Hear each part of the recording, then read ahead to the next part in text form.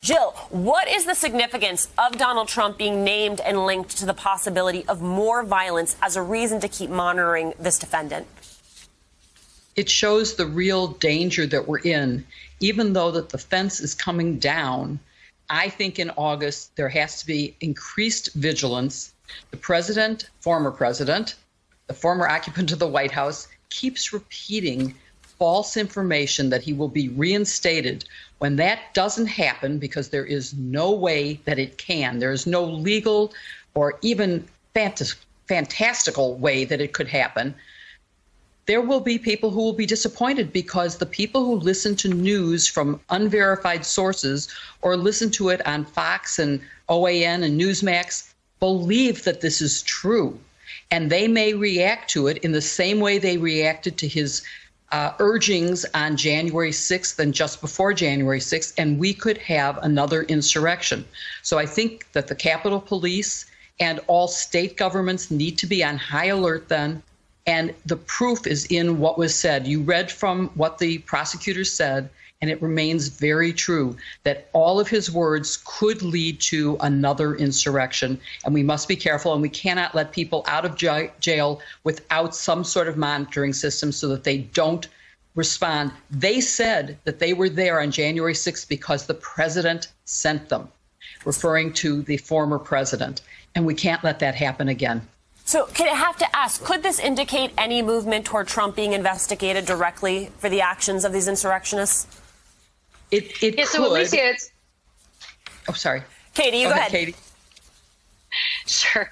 Jill, trust me, Jill's infinitely smarter than me, but I do have a couple of things that I could say. So Alicia, what's important to note here is that regardless of the fiction that is being peddled at CPAC and whatever is being peddled by the former guy that used to be in the White House, this is a law enforcement investigation and prosecution first and foremost. And we have more than 535 people that have been arrested. So to your question, Alicia, more than 40 of those people that have been arrested have been charged with some kind of conspiracy offense. Well, you got to have more than one person with whom to conspire. So is it somebody in Congress, members of Congress? Is it perhaps Donald Trump himself? As time goes by, and as people like 3 of the Oath Keepers that have agreed to cooperate with the prosecution, as more of those types of defendants reach plea agreements wherein they're, willing to cooperate, willing to tell their side of how this was planned. I mean, that's what's amazing about this. More than 15,000 hours of video have been reviewed by law enforcement. Hundreds of witnesses have been interviewed as well. There was a level of organization that didn't just start from just one person. And as Jill has said, there had to be somebody who inspired these people to go and do this insurrection on January 6th. And oftentimes it points to one person and maybe one person only, and that could be the former president.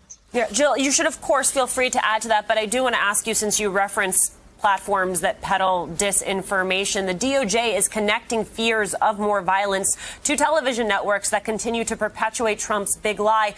Could there be any legal ramifications for those networks as this case continues? There could be. I mean, there have been some civil cases filed against those networks for disinformation, for hurting people's reputation. Billion-dollar lawsuits that I believe are completely credible and could change how news is reported on those sites, because they're being held accountable for the falsehoods that they allowed to be used on their own sites. And Donald Trump himself has sued social media for banning him from telling falsehoods on it. That's very important. There's no way that that lawsuit will prevail. It will be dismissed because there is no First Amendment ground to be on a private website that is not a government. The First Amendment says Congress shall pass no laws. So I think all of these things are coming together in a way that possibly we could get back to a time that I still remember, when there were 3 networks and they all had the same facts. There was no debate about what was truth, only about what the policies that should follow from that truth were. That's a legitimate debate. You can have your own opinions about policy. You cannot have your own facts. And that's what we have to get back to. Katie, all of this is happening, of course, set against the backdrop of the Select Committee getting ready to get together to meet. And I want to play some sound from Congressman Thompson on MSNBC's Cross Connection earlier. Tiffany Cross asks if they subpoena Trump, how they would enforce it. Take a listen. Well, obviously, if the subpoena is refused, then we'll go to court. We'll have our day in court. In America, even when Donald Trump is involved, there is a judicial system, and we will not hesitate to apply that system. Katie, do you think there's a way he gets out of testifying if he's subpoenaed?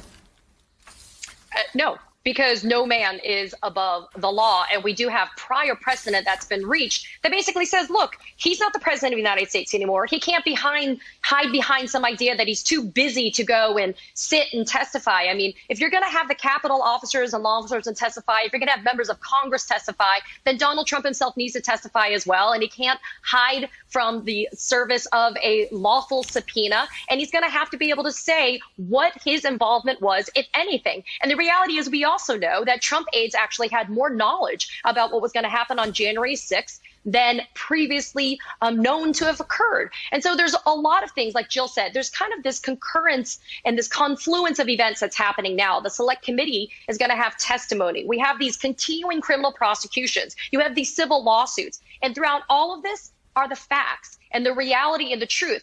The video that just got released by the DOJ from the body cam of one of the officers, you heard one of these insurrectionists say, "You're going to die tonight." That is not what a tourist says. And that is the reality. And so when you get to see and hear and experience and feel more and more of what this insurrection was all about, it's less the lies and less the fiction that's being peddled by people like Donald Trump. Yeah, not what a tourist would say, not normal at all. Jill, I have to ask you, the pin you are wearing, what is the commentary on today's story? That is very clear. It's a fence. It's actually a wall that Donald Trump probably wanted, not the fence he got surrounding our Capitol, a thing I was really sad to see. And it's coming down today, and that's a good thing that we have our Capitol back. I'm very happy to see that happening. All right, Katie and Jill, how lucky are we that you spent some of your Saturday with us? Thank you both so much.